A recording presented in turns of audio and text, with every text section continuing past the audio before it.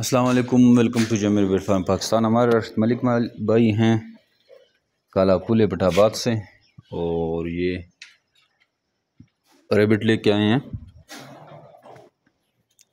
दो पेयर हैं, एक ये है और एक वो घूम रहा है,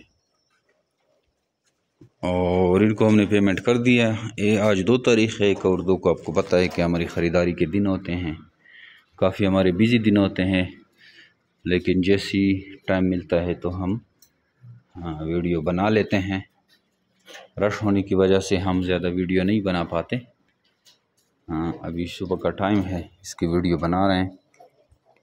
ये नहायत ही आसान कारोबार है।